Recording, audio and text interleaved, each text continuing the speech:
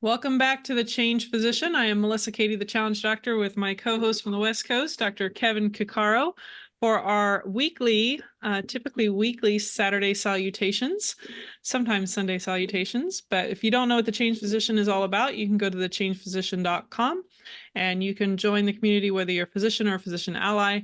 Otherwise, our Saturday salutations are just for Kevin and I to chit-chat about what's happened over the prior week and discuss any events or podcasts that we've been involved with or created. And last week was a lot of big news that radically changed the travel plans, at least imminently, because Kevin is having to help just be a partner for his wife, and obviously a cancer diagnosis is never anything one of us wants to hear. So just wanted the listeners to know how she's doing. Yeah, no, she's doing well. I'm trying to post like I normally do, and of course, Not easy.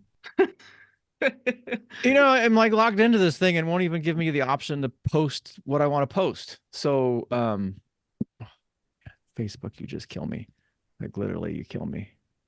Well, Um, don't stress over it. It's not, yeah, it's definitely not important. So, you know what? no. I'm not going to stress about it. In Yeah. fact, screw it. I'm just not Say going to worry screw about it. this. That's, This is all for friends and family anyway. So, yeah. Yeah.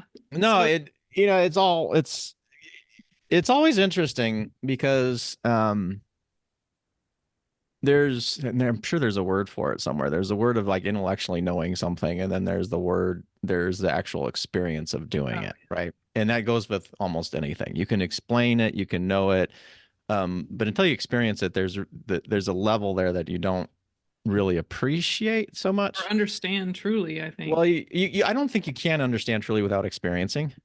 Um, Actually, there's what is that called?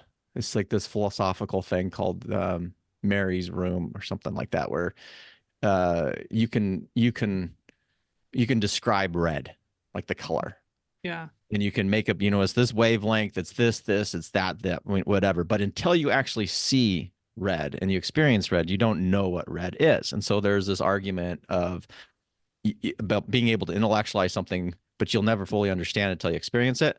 Yeah. And I think about that quite a bit, and it's definitely kind of the same thing when it comes to a diagnosis. So we as physicians know a whole lot of things, and we feel like we know a lot of things, but we don't necessarily understand it. And so when you get on the other side of the curtain, so to speak, it gives you a great appreciation for many different things, and certainly increases your ability of compassion, empathy, and then for me, it's a lot of frustration because we have the advantage of being a two physician household, being understanding really well kind of the processes that we're going through, um, and knowing when to push and when not, and when things are acceptable and when are not, and I don't know. I feel for the people who don't have that level of knowledge. That all being said, um, you get a diagnosis, and of all of it, your brain goes all over the place. Um, I mean, I was researching everything, and that was, even as a physician, there's things that you misunderstand. So I misunderstood some of the initial pathology, and I thought it was worse than it was. Um, and then as things kind of come through, and then you read more, you're like, oh, okay, this sucks, but it doesn't nearly suck as bad as it could potentially suck, and certainly not as bad as I originally thought it might suck.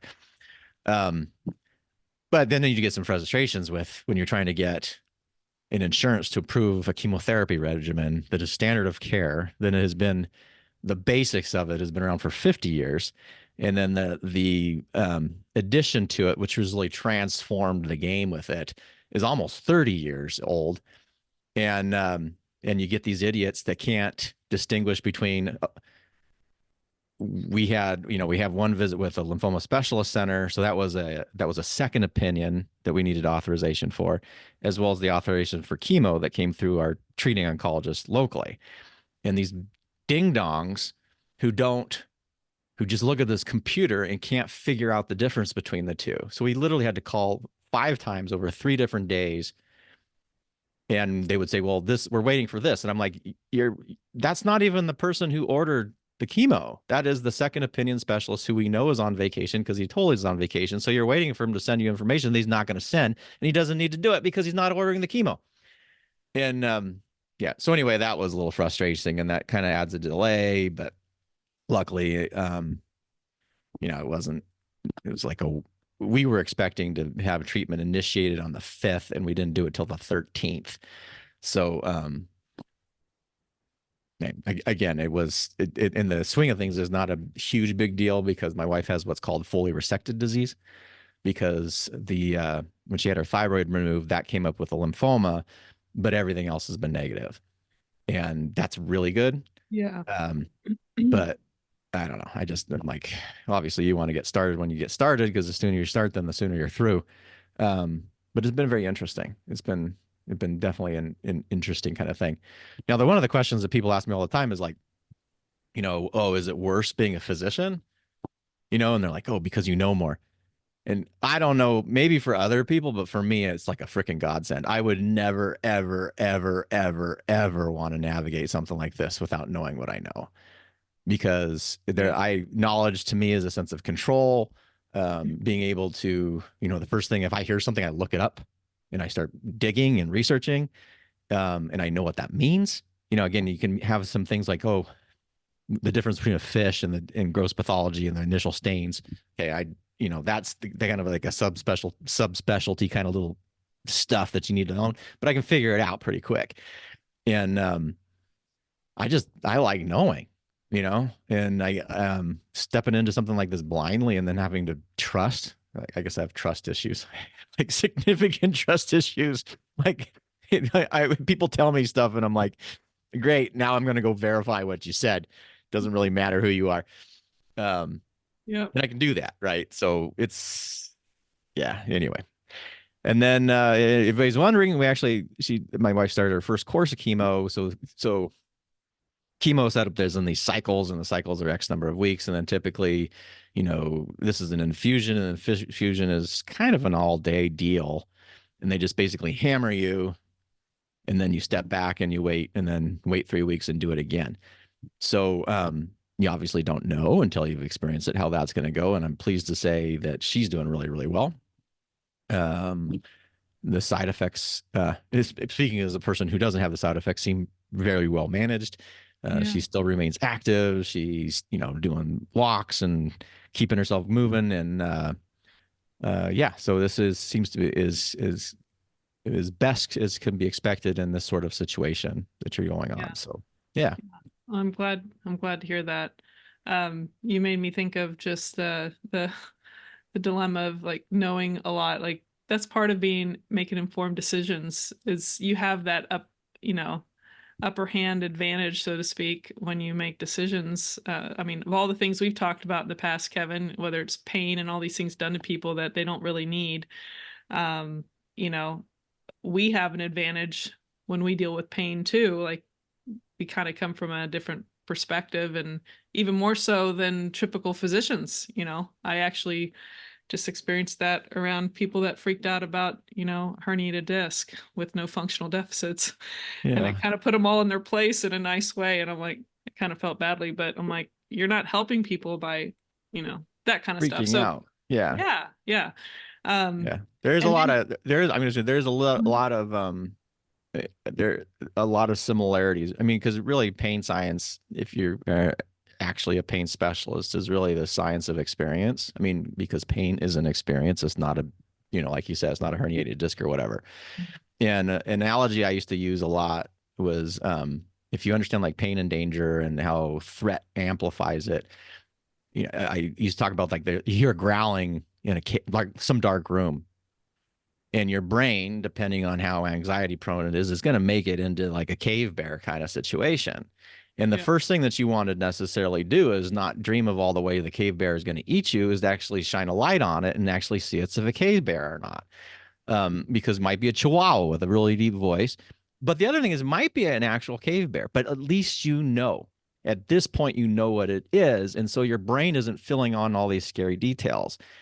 And it's the same, that it comes with I mean, stress and any sort of medical thing is generally the more you know, and if you and you have to understand it though. I mean that's the kind of the conundrum I'm in, is because I try to process for understanding. I try to put things into place. And if you have maybe an anxiety prone person who didn't sees and amplifies and amplifies and amplifies, I can see where that's bad, right? Where you're Googling and they start Googling just bad, bad, bad, bad. Um, but the more you know and the more you understand and the more you can actually define that this is what it is versus this is some nebulous thing. The fear of the unknown to me is always worse than the fear of the known. Like it just is. And if you can take away as much unknown as you possibly can, it it it tends to help. And so even with this, it's like I'm always like thinking, oh my God, I'm so glad I know what I know about pain, because it really helps just with what you're experiencing. But Absolutely. You made me I started laughing inside because you said about the sound. And Corey and I were in Australia at Airbnb and we heard this. It sounded like a jaguar. It was not. It was just a little brushy tail possum, but that thing sounded like a jaguar. It was like 2 or 3 in the morning. We were frightened out of our mind because we were putting this, I'm like, why would there be a jaguar in Australia? Like, but we couldn't like visualize what really this thing was in the dark. On the roof, by the way. then you Uh, shine a light and there's this little thing looking at you and you're just like, oh, oh my I was God, that's like, so I was funny. like, you want to look? No, you want to look? So it was so frightening. And then our friend from there was like laughing at us because she's like, oh, that's just a brushy tail possum. So, anyway, one other thing, last thought, when you brought up the whole thing about knowing what you know, I spoke with a retired, someone I'm going to take care of who's a medical professional, and told me some experiences as a patient with a surgery and some complications and all the stuff and just all the dilemmas they dealt with, and just realized, man, I thought I was just going for this, but then I had to do this and this and all these things, and it became embedded in their like understanding like what it's like to be on the other side, and even their expectations of the outcomes from that procedure. They did not realize that things weren't going to be working as well. I'm being very vague for a reason, but that was kind of an awareness. And the same person mentioned, I've been in this field for decades, and now I feel like you have to be really careful, um, and know what the incentive or motivation is of that business or professional. Like, is it in your best interest or is it in their best interest? And it was that, unfortunately, that is some reality there, that as a medical professional, if you admit that and understand that, then you can make better decisions. So Well, I would. being aware of your biases, right? And we've talked about that quite a bit, is the people who make me the most scared and nervous are the people who say they have no biases, because A, that's not true. And B, it tells me that you are not even aware of them. And if you're not aware of them, they're going to influence you all over. And then I can't trust your judgment. So, Yeah. Yeah, their bias is blinding them, oh, or they don't totally. recognize they have it.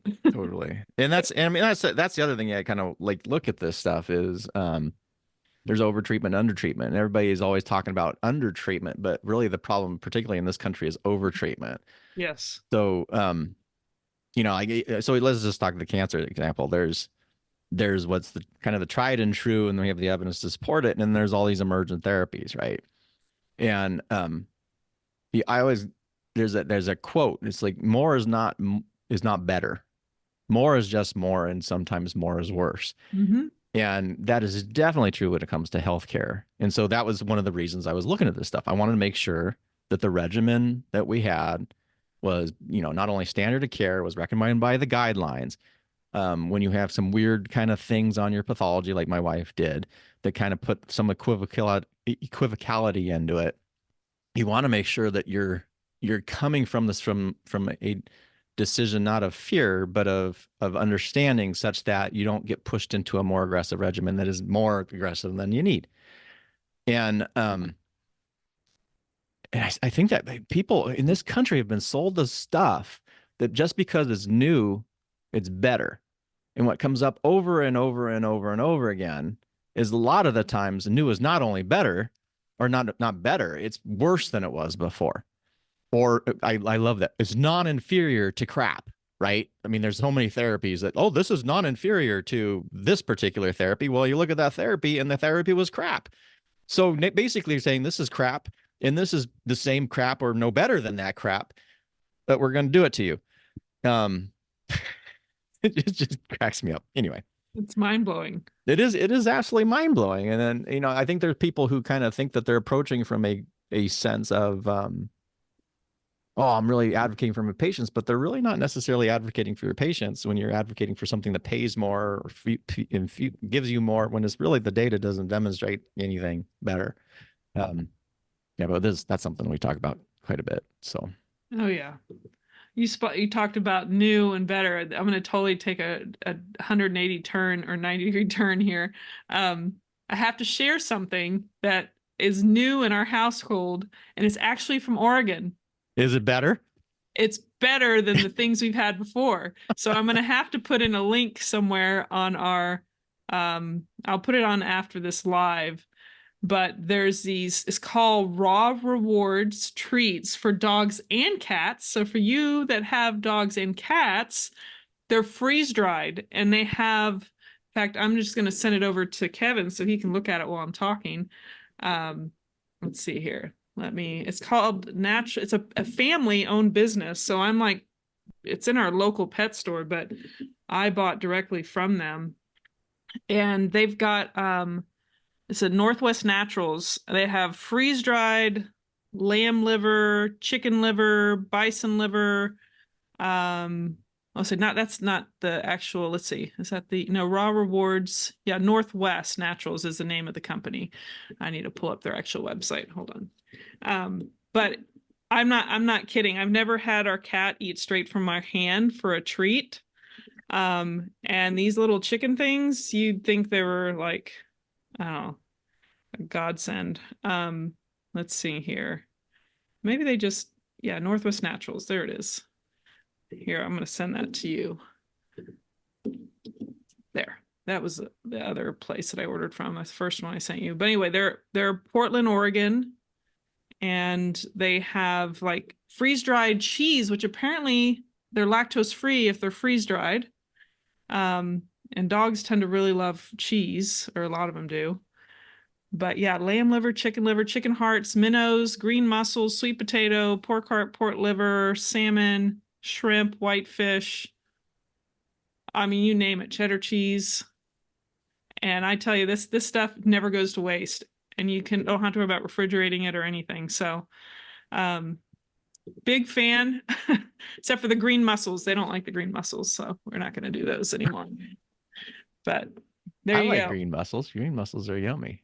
Well, I'll send you the ones we didn't get to feed.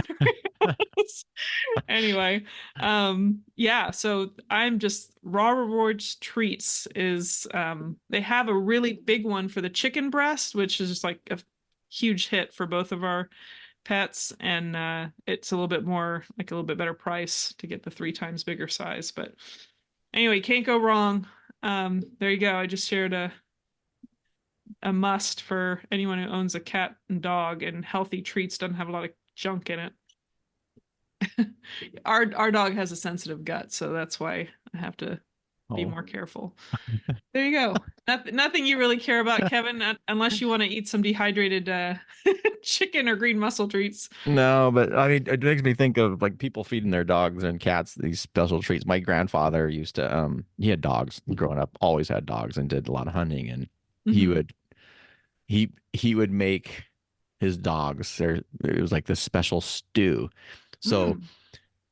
literally almost every day he would go out and they had some property and they had this kind of pump house thing where the dog thing was. And, he had a propane stove out there and he would like boil like chicken and vegetables, all this stuff together in always soup. And then he would pour it over the dry food for the dog. I mean, his later dogs started getting pretty big, Yeah. but it always smelled so good. I'm like, oh my God, that smells so good.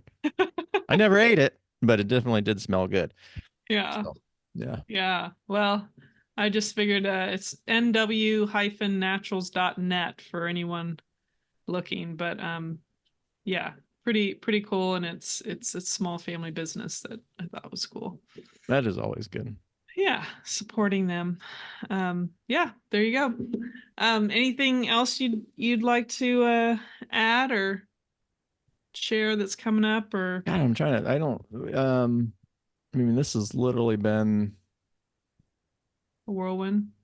well, so, I mean, and I think we're going to finally hit the rhythm here, but, it, it, it focuses everything onto this. So like the only other thing that I've really done other than kind of plan or see or whatever is taxes and taxes. That's what I was trying to finish today before we got on, and So fun. they annoy me. And Yeah. the worst thing I guess is like you're like, okay, I have two kids in college now, and you do all this stuff, and we use TurboTax now because our taxes aren't super crazy. We've got it's not there's two of us, and then I have a side business and blah blah. It's not that hard, and I probably don't even need them except I do it because they walk you through it. Yeah. And but they have you enter all this stuff, and then it's always like, oh, the standard deduction is better for you. It's like, Why go through all the trouble? why do I go through this? And then the other thing is super annoying. I mean, the two college thing is just annoying because you start putting all this stuff in, and you're paying all this money for college, and they're like, oh, you don't qualify for any education deductions.